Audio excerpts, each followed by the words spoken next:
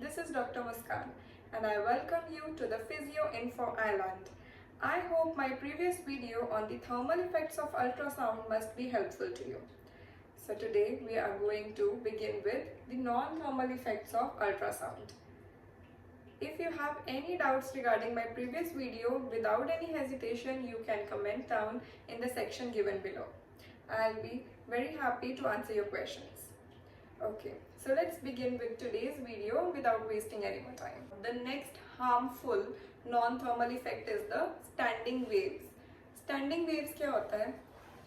Like this is the ultrasonic head.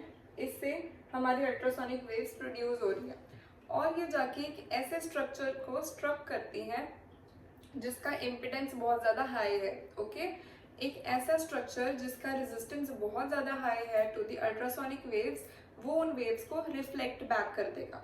Okay, जैसे ये waves reflect back होंगी, it will form a constructive wave.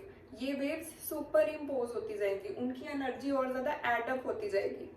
Okay, अब ये super imposed जो waves हैं, इनकी एनर्जी और इनका प्रेशर नॉर्मल अल्ट्रासोनिक वेव से बहुत ज़्यादा होगा. So it is dangerous for our body cells. ये जो सेंटर में पॉइंट्स हैं, these are known as nodes.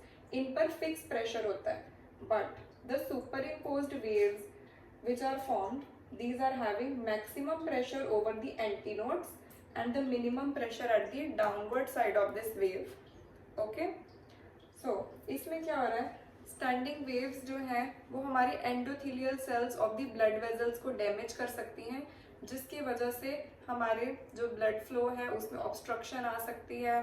Along with that वहाँ पे प्लेटलेट्स डिपॉजिट हो सकते हैं. ठीक है, there can be the stasis of the blood cells. Blood flow जो है वो स्टॉप हो सकता है. Along with that unstable cavitation की कंडीशन भी फॉर्म हो सकती है, which can be for the temporary short period of time. इसे हम ट्रांजिएंट अनस्टेबल कैविटेशन भी बोलते हैं. Right, so these things can happen just because of the standing waves. So standing waves को रिड्यूस करने के लिए हमें कम इंटेंसिटी को यूज करना चाहिए and the ultrasonic head must be moving in a circular direction. Along with that, pulsed mode of the ultrasound should be used.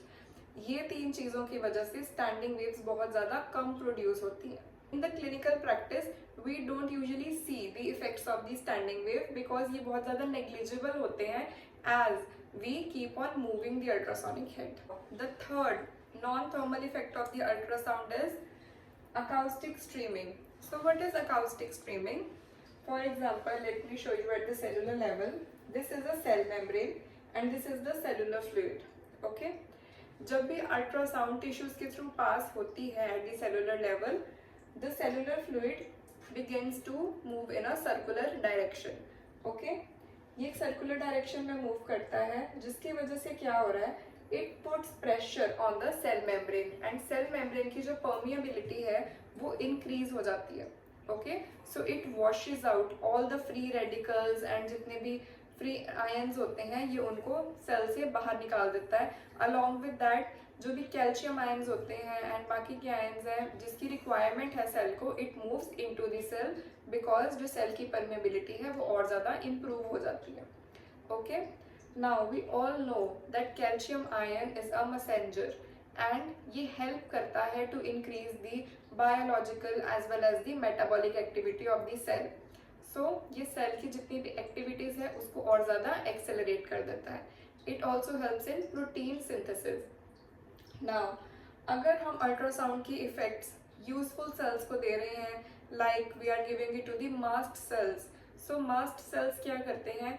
They will produce histamines, prostaglandins, and if we are doing it on the macrophages, the macrophages will produce the growth factors. Okay, so इनकी जब activity increase हो जाएगी तो जो हमारी tissues की repair है, इनकी जो प्रोसेस है वो भी इनहेंस हो जाएगी. Okay, so these cells are helping in the repair process of the body. Fourth non-thermal effect, which is the micro massage.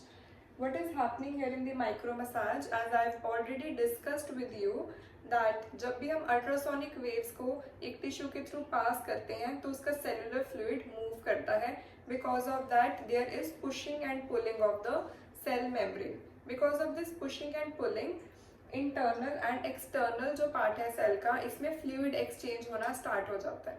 Okay, so it also helps in the oedema reduction. It is happening at a cellular level, that is why it is known as the micro massage. And ये oedematic patients में बहुत ज़्यादा beneficial है. I hope my this video on the non-thermal effects of the ultrasound must be clear to you. Stay tuned for more such informative videos. Thank you.